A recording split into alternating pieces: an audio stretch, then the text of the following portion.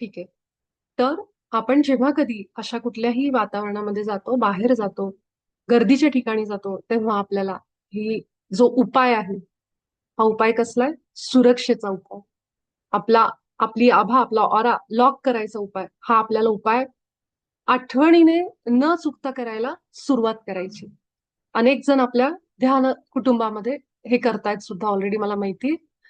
सांगतात सुद्धा, त्याचे परिणामही त्यांना जाणवतात की थोडे निराश विचार, असे एकदम दुःखाचे विचार जे सतत सतत आपल्यावर अटॅक करतायत, हे विचार येणं कमी झालंय त्यांचं.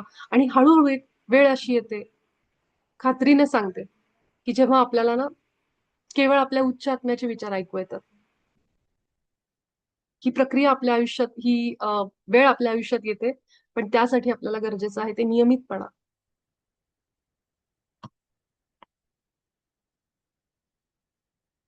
हा काकू, पुढे वाचा.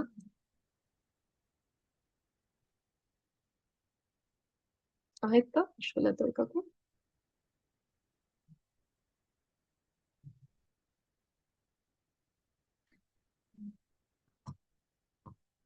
काकू वाचताय पुढे का वाचू मी?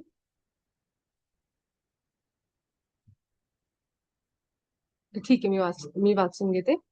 तुम्ही सर्व खबरदारी घेऊनही काही अनिमंत्रित प्रभाव तुमच्या आभा मंडळामध्ये प्रवेश करू शकतात आणि तुम्हाला ते समजणारही नाही. हे सहसा मरण पावलेले लोक असतात आणि जे गोंधळलेले, अस्वस्थ आणि दुखावलेले असतात. आता बाबाजी इथं म्हणतात की अनेक तुम्ही सगळे उपाय घेताय, पण तरीही काही असे अनइन्व्हायटेड, ज्यांना आपण बोलवलं नाहीये, असे प्रभाव आपल्या आभा मंडळामध्ये येतात. ते तुम्हाला समजतही नाही. आणि हे कोण असतात? तर अशी गेलेली लोक असतात, जे गोंधळलेले, अस्वस्थ आणि दुखावलेले. त्यांच्या खऱ्या स्वरूपाची जाणीव इतकी विकृत होते की ते आनंदाने मदत घेण्यास नकार देतात. जी मदत त्यांना उपलब्ध असते आणि त्यांच्या फायद्याचीच असते, जेव्हा तुमच्या आभावर असा अनिमंत्रित प्रभाव पडतो, तेव्हा तुम्ही मूडी, चिडचिडे, थकलेले, वेदनायुक्त, राग किंवा इतर कोणत्याही अयोग्य भावनेचा अनुभव घेता. आता ह्या वाक्यावरून आपल्या सगळ्यांना समजतं, आता पुढचंही वाचते मी, की या प्रकारचे प्रभाव तुमच्या आयुष्यात बऱ्याच काळापर्यंत आले आणि गेले. त्यांनी शतकानुशतके तुमच्या विचारांवर आणि तुमच्या कृतींवर प्रभाव टाकला आहे. पण आता ते प्रभाव संपणार आहेत. जर तुम्हाला तुमचा उच्च स्व स्पष्ट रूपात अनुभवायचा असेल तर त्यांना थांबावे लागेल. जर तुमचे नवे सुखी आणि समृद्धीचे जीवन सहज आणि सुरळीत प्रवाहित व्हायचे असेल तर त्यांना थांबवावे लागेल. हे वाक्य थोडी बघा, की आपण जे इतके वर्ष ज्या त्रासामध्ये, दुःखामध्ये, गोंधळलेले, द्वेष या सगळ्या भावनांमध्ये जगलोय, त्यामधले खरोखर आपले किती होते भावना, विचार आपल्याला माहित नाही. कारण ते सगळे बाहेरून आलेले विचार होते, की जे आपल्याला त्यांच्या गुलामीमध्ये ठेवत होते. आणि हे कुणाकडून आलेले असू शकतात? आपल्या आजूबाजूची लोक आणि असे मरण पावलेले लोक. आता इथं तुम्हाला काही गोष्टी समजून घ्याव्या लागतील, तेवढं सांगते आणि आपण बाकीचा भाग जो आहे तो उद्या घेऊ.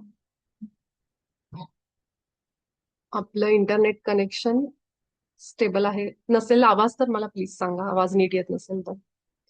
हे सगळे जण जे गेलेली लोक असतात, ते ना गोंधळलेले का असतात? कारण त्यांनाच माहित नसतं की आपण कुठे आहोत. ती जी लोक आहेत, त्यांची जी ऊर्जा असते ना, ती इतकी विकृत म्हणजे लिहिलेलं आहे की त्यांना ना कुणी मदत जरी करत असेल, एखादी भली आत्मा, एखादी पुण्यात्मा किंवा दैवी शक्ती त्यांना मदत करायचा प्रयत्न करत असतात, की त्यांना सांगायचा की तुम्ही अशा अवस्थेमध्ये अडकलेले आहात.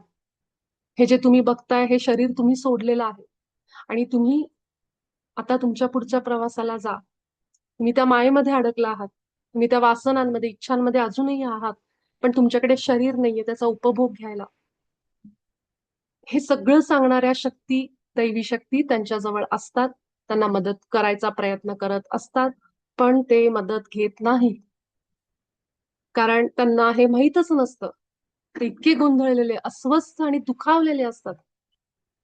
आता अनेक उदाहरणं आपल्या ह्या जगामध्ये आपण बघतो, की जी लोक वेगवेगळ्या प्रकाराने मरण पावतात, वाईट प्रकारांनी. त्यामुळं तो जो ट्रॉमा असतो, तो जो धक्का असतो, त्यातून त्यातून ते बाहेरच येत नाही. त्यांना असं म्हणतो ना, की दुखावलेले, की कधी कधी ते सोडून जातात हे जग.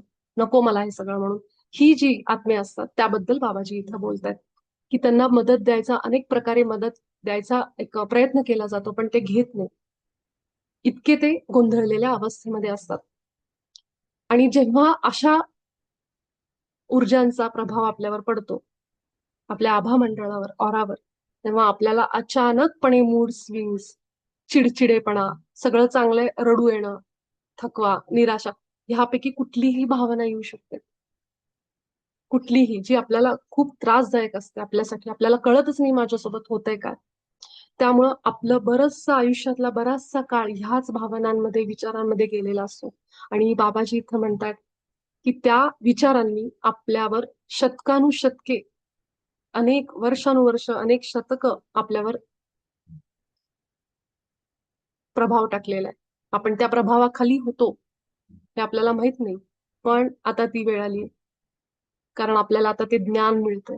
जेव्हा ज्ञान येतं तेव्हा आपल्या आयुष्यात प्रकाश येतो. ज्ञान म्हणजेच प्रकाश आहे. ते ज्ञानानेच आपली मुक्ती आहे हे इथं समजतं आपल्याला. कारण आता आपण ते ज्ञान घेतोय, की हे जे प्रभाव माझ्या आयुष्यात आलेले आहेत ते कसे संपवायचे, त्यांचा एंड कसा करायचे, त्या सायकल कशा मोडायच्या, त्या न बोलवलेल्या प्रभावांना माझ्या आभातून कसं बाहेर काढायचं, ह्यासाठी बाबाजी आपल्याला इतकी मोठी मदत करतायत आणि आपल्याला ते ज्ञान देतात, ज्यातून आपली स्वतःची मुक्ती आपण आता करून घेणार आहोत. तुम्हाला तुमच्या उच्च स्वच्या स्पष्ट रूपामध्ये अनुभवायचं असेल तर त्या विचारांना थांबावं लागेल. जेव्हा आपण आपला ऑरा क्लीन करतो, ऑरा लॉक करतो, आभा मंडळाला चावी लावून टाकतो, कुलूप लावून टाकतो, त्यावेळी ते विचार आपल्या आभामध्ये येत नाही. मग राहिलं कोण आतमध्ये, आभामध्ये एकटा मालक कोण आहे? आपला उच्च आत्मा, आपला उच्च स्व, जो केवळ आपल्या आभा मंडळामध्ये असतो. मग त्यावेळी जे काही विचार येत आहेत ते कोण देते मला? माझा उच्च स्व, बिग बॉस. त्यामुळं ह्यावेळेस आपल्याला समजतं, की माझा उच्च स्व, माझा हायर सेल्फ माझ्याशी आत्ता बोलतोय. तर तुम्हाला समजलं, की दोघांमध्ये फरक कसा करायचा. आपल्याला समजणार कसं, की माझ्याशी आत्ता हे विचार बोलतायत, न बोलावलेले प्रभाव बोलतायत, कुठून तरी आलेले, की माझा आत्मा बोलतोय, उच्च स्व, उच्च आत्मा. तर जेव्हा आपण आपली आभा लॉक करतो त्यावेळेस आपल्या मध्ये जे विचार येतात ते केवळ आपल्या उच्च स्वचे असतात, असं बाबाजी सांगतायत. हा फरक आपल्याला करता येतो. त्यामुळं त्यांना थांबावं लागेल. मग त्यावेळेस ते आपल्या आयुष्यातनं निघून जातात, आपल्या आभामधनं बाहेर पडतात. आणि मग आपलं जे सुखी समृद्धी जीवन सहज आणि सुरळीत प्रवाहित व्हायचं असेल तर त्यांना थांबावं लागेल. अनेकदा इच्छा नसताना सुद्धा आपले वादविवाद होतात. सगळं छान असतं पण अचानकच आपण कुणाशी तरी भांडण तंटे करून बसतो. परत त्याचं वाईट पण वाटतं. हे सगळं कशामुळं? आपली इच्छा नाहीये आतून. आपल्याला वाटतंय नाही मला असं नाही करायचंय. पण तरी पण एक अशी काहीतरी शक्ती, असा काहीतरी विचार आपल्या मनात येतो. बघ, हे असं झालं, ह्या माणसाने असं केलं, भांड तू, शांत बसू नको, तू का शांत बस. असा कुठलाही तो विचार असू शकतो, जो आपला नाहीये. समजतंय? आठवा असे प्रसंग. किती वेळा तर हृदय आपल्याला सांगते नको करू, नको करू, माफ कर, क्षमा कर, जाऊ दे, सोडून दे यावेळी. पण आपल्याला एक विचार येत असतो, नाही का सोडायचं? तुझा हक्क आहे. काही असेल मग तो असा एखादा विचार, ठिणगी म्हणतो ना आपण, चिंगारी, ज्याचं आपण भांडून, ते वाढवून त्याचं आगीमध्ये रूपांतर होतं. आणि नंतर आपल्याला त्याचं वाईट पण वाटतं. सो हे कोण असतात? हे असे न बोलावलेले प्रभाव असतात, जे आपल्या आभामध्ये असे फिरत असतात. तुम्ही अनेक चित्र आपल्या ध्यानाच्या ग्रुपमध्ये बघितलीये, की एखाद्या व्यक्तीची आभा इतकी सुंदर आहे, पण अचानक कुठेतरी काळा रंग त्या आभामध्ये.